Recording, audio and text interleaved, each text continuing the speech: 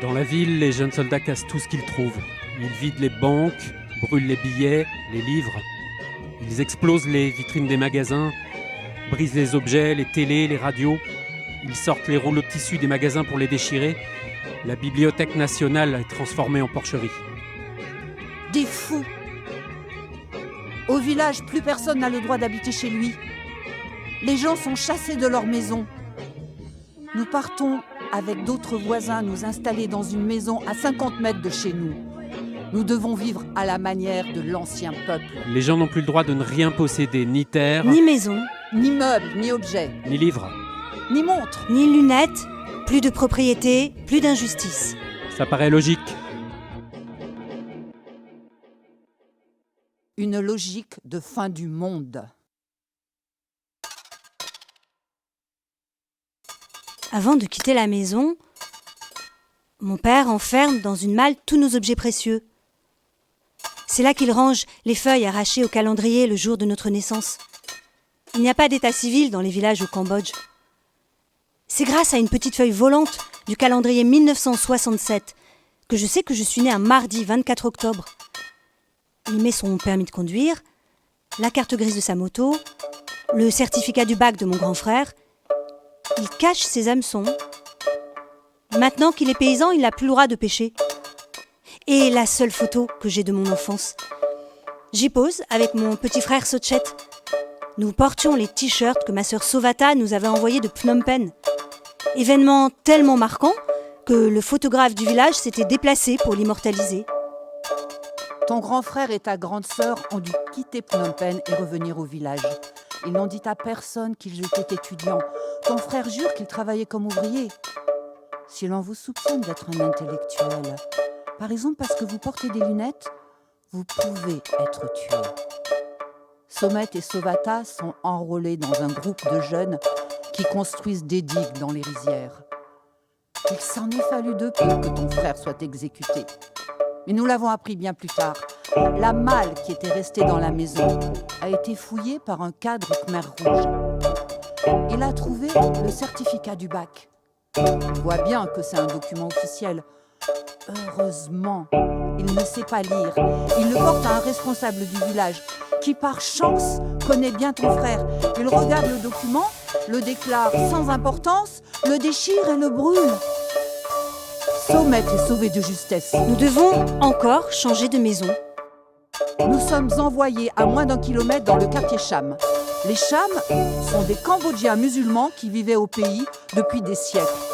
Mais les Khmers rouges, obsédés par l'idée de la pureté raciale, vont les persécuter. J'aime bien, moi, les familles avec lesquelles nous partageons la maison. Quand j'ai du temps libre, je joue dehors avec Chet et Moni. Le soir, je retrouve ma famille et je dors auprès d'elle. La société juste, pure et parfaitement égale est en marche. Pour qu'elle s'accomplisse, il faut que tout le monde pense comme ses dirigeants.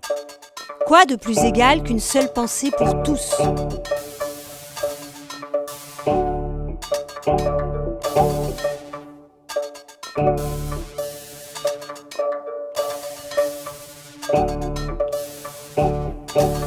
Les enfants, nous sommes tous envoyés à la pagode, séparés de nos parents.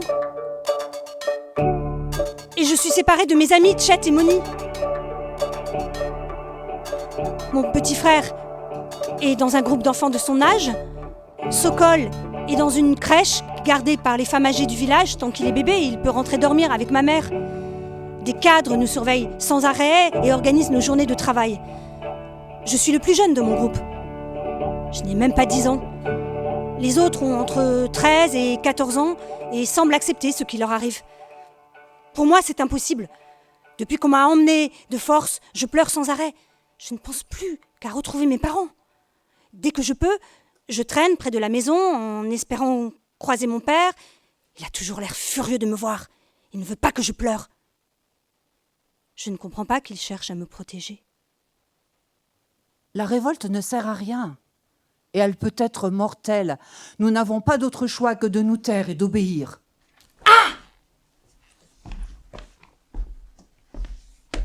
Un matin, je fais semblant d'être malade. Les cadres me laissent à la pagode. Dès que la brigade est partie, je cours à la maison. Il n'y a personne. Pas grave, je vais attendre mes parents. Mais c'est le commandant du village qui arrive, armé d'une carabine, suivi de 3 cadres du parti. J'attrape une machette, je me plante en haut de l'escalier. S'il monte, je lui coupe la tête. Le commandant tire des coups de feu en l'air. Je lâche mon poignard. Ils se mettent à 4 pour me plaquer au sol. Ils me traînent à la pagode, m'attachent au pilier central. Si tu t'enfuis encore une fois, on te tue. Je vais rester toute la journée, sans boire, ni manger. Mon mari aussi pourrait avoir de très gros ennuis. Le jour où il est convoqué pour aller détruire la statue de Bouddha à la pagode, il fait semblant d'être malade. Pour ton père qui est très croyant, c'est un sacrilège. Ou le jour où il est soupçonné de sabotage pour avoir laissé tomber de sa charrette quelques fagots de riz. Le calme de ma mère fait des miracles. Elle arrive à convaincre les cadres que son mari n'est pas un bourgeois hypocrite. Elle obtient l'abandon des poursuites. Ma mère est notre esprit protecteur. Mais moi, j'ai plutôt hérité du caractère intempestif et provocateur de mon père. J'ai voulu m'opposer. J'ai perdu. Je suis en train de me faire à l'idée que mes parents, ma sœur, mes frères, ça n'a plus d'importance. Ma famille, maintenant, c'est l'Ankar, l'organisation révolutionnaire qui dirige le pays. L'Ankar a tout pouvoir sur nos vies. Elle s'est infiltrée partout, jusque dans nos esprits. Nous l'aimons et nous la respectons. C'est une ogresse qui se nourrit de ses enfants. Les calendriers ont disparu. Le seul repère est le cycle de la Lune, 28 jours.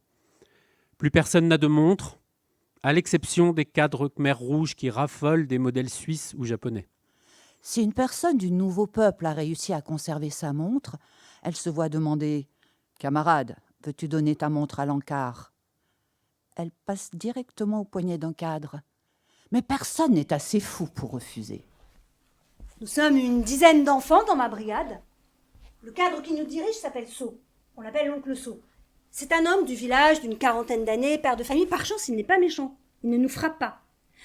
Nous nous levons tous les matins au champ du coq. Nous marchons 4 kilomètres pour nous rendre au bord d'un lac.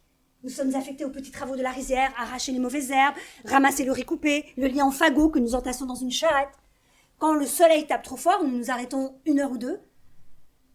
Je suis devenue un enfant très travailleur. J'essaye de faire ce qu'on attend de moi, je crois tout ce qu'on me dit, que l'Ankar qui nous dirige est sans défaut, qu'elle construit un avenir glorieux, que tous nos malheurs viennent de nos voisins vietnamiens qui nous attaquent sans arrêt. Je voudrais même qu'on m'envoie me battre contre ces étrangers qui envahissent notre cher pays. L'Ankar est tout. L'Ankar est tout. Vive l'Ankar. Aime l'Ankar sans limite.